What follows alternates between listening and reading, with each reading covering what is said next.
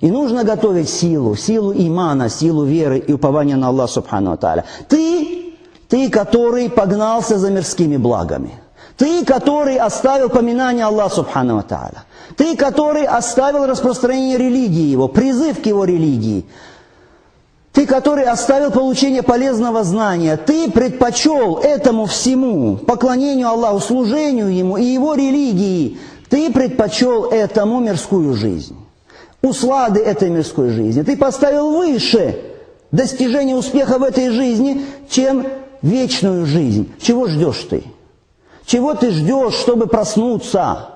Чтобы выйти из этой беспечности, что надо тебе? Ты ждешь кары от Аллаха Субхану Тааля, который отрезвит тебя? Тогда жди. Аллах Субхану Тааля говорит об этом в Коране.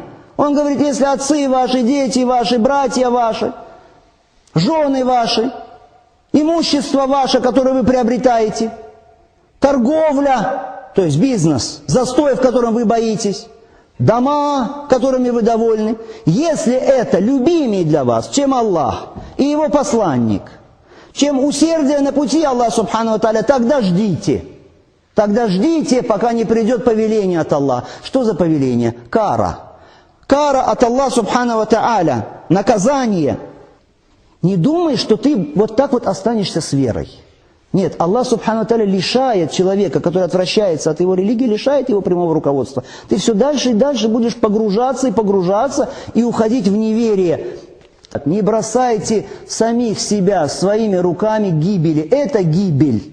Это гибель для тебя, если ты погрязнешь в мирских заботах, забудешь религию Аллаха, поклонение Ему, служение Ему, распространение Его религии, призыв к Его религии, изучение полезного знания. На тебе, на твоих плечах ответственность. Это твой джихад. Ты лично несешь за эту ответственность. Эта религия одержит победу. И без тебя одержит. Но ты будешь заменен другими людьми. Как сказал Всевышний Аллах, «Ваин татаваллау ястаблир кауман гайракум, сумма ля якуну амсалякум». А если вы отвратитесь, отвернетесь, то Аллах заменит вас другими людьми, которые не будут подобными вам.